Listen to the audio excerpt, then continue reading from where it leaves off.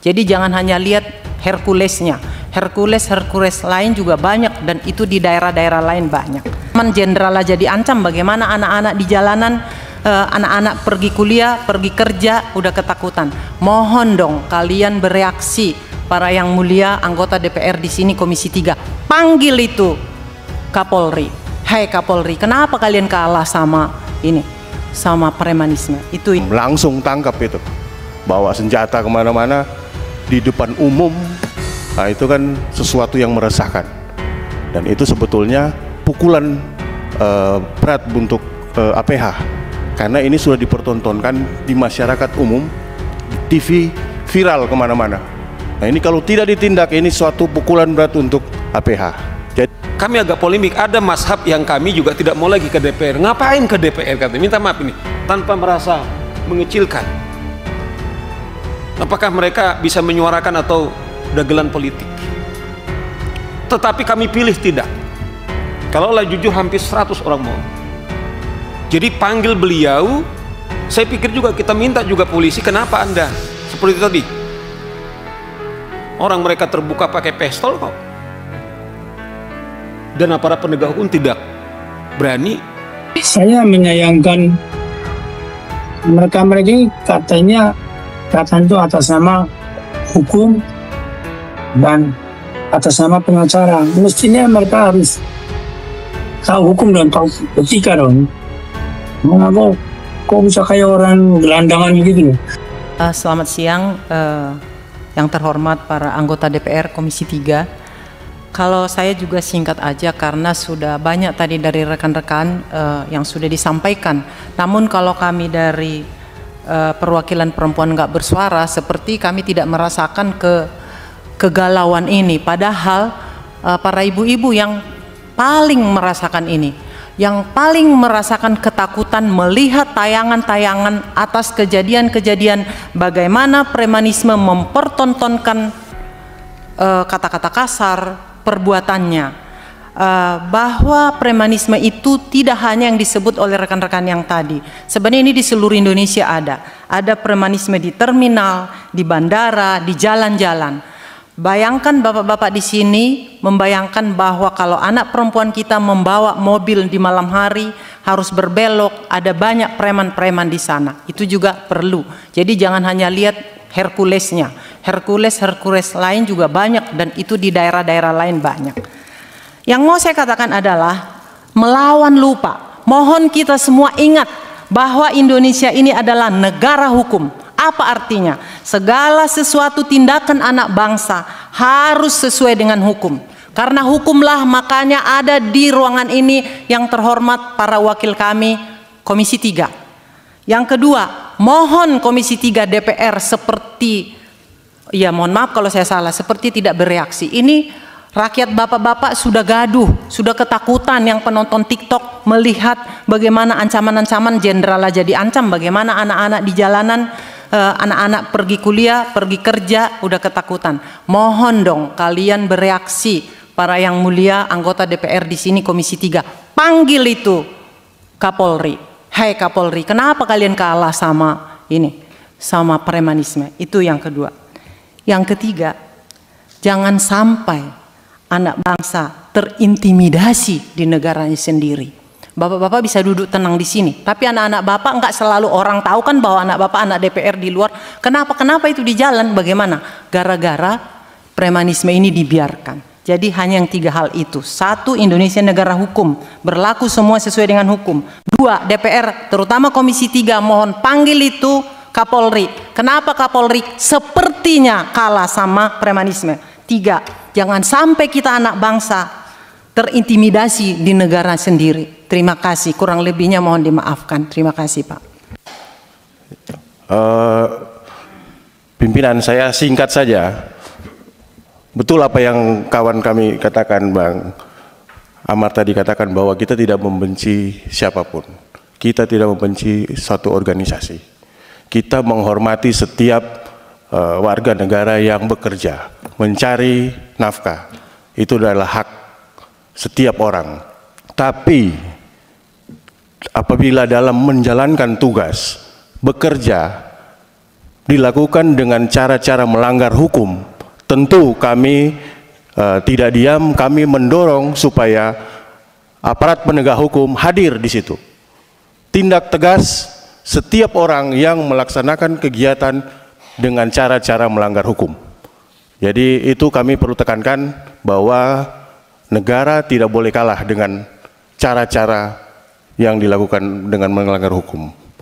Itu mungkin yang perlu kami ingatkan, dan kami akan mendorong terus supaya teman-teman mitra kami ini supaya mereka lebih berani, tegas, karena hal-hal yang sudah disampaikan tadi yang sudah begitu terang benderang kelihatan pelanggarannya, ya itu sebetulnya nggak boleh diam, langsung tangkap itu, bawa senjata kemana-mana di depan umum. Nah, itu kan sesuatu yang meresahkan, dan itu sebetulnya pukulan berat untuk APH, karena ini sudah dipertontonkan di masyarakat umum, di TV, viral kemana-mana. Nah, ini kalau tidak ditindak, ini suatu pukulan berat untuk APH. Jadi kami berharap teman-teman mitra kami ini, kepolisian, untuk tegas dalam hal ini, perangi cara-cara yang melanggar hukum, premanisme ini. Itu dari saya, pimpinan. Terima kasih. Assalamualaikum warahmatullahi wabarakatuh. Kita mungkin 5 menit saja. Atas nama Tumpas terus terang kami sangat diteguhkan dalam pertemuan kita hari ini.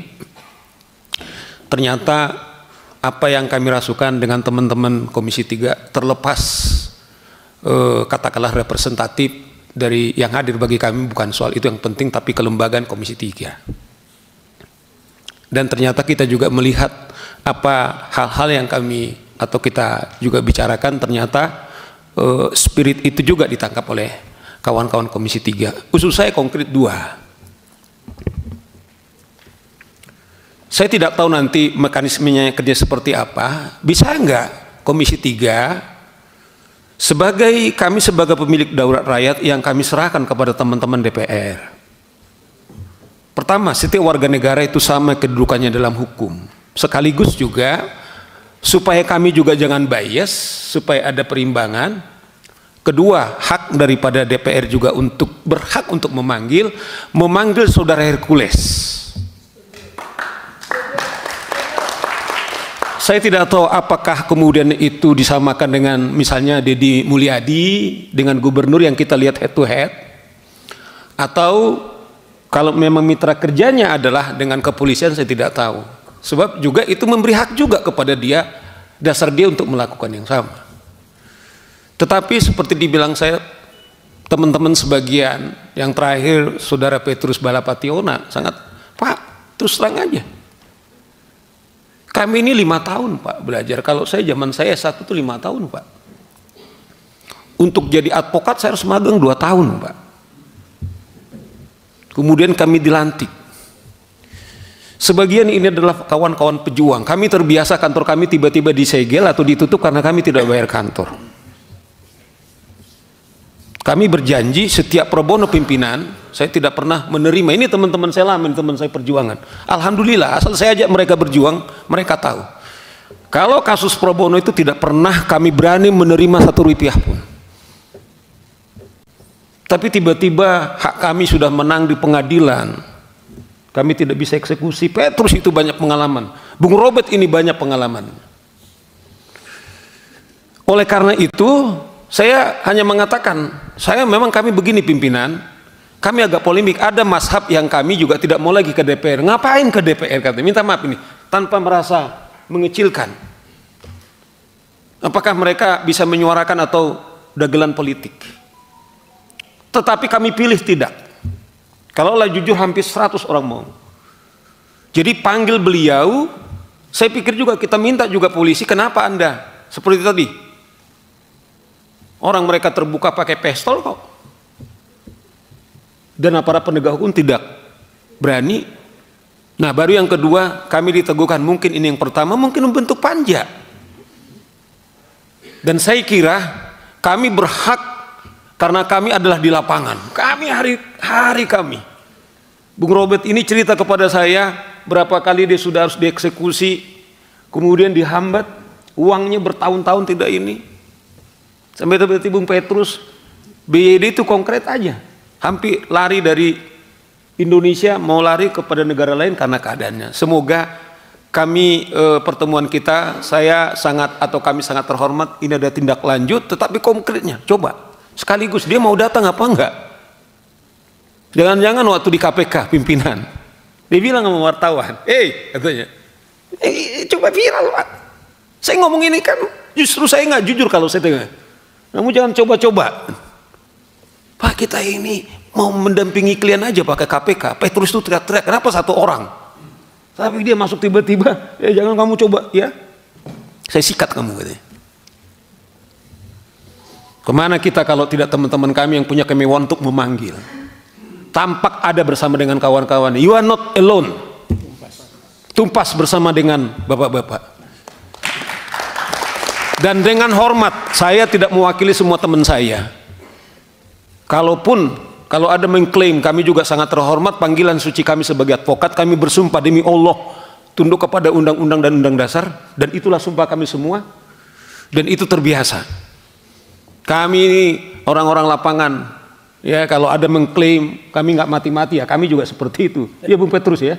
Nah semoga ini juga betul-betul membuat energi kita sama, dan kemudian ini bisa betul-betul kita bisa selesaikan, sehingga pedagang kaki lima, kemudian para pengusaha kita, kalau saya dengar kemarin ikatan sudah sekian puluh tahun Pak, kami sekarang ini tiba-tiba bisa berbicara katanya. 10 tahun kami Pak, tiba-tiba datang jatah mereka 10% katanya, dan harus gantian katanya. Tiba-tiba ada saatnya kami berbicara. Anda bisa lihat itu di metro saya tonton, kita kumpulkan semua.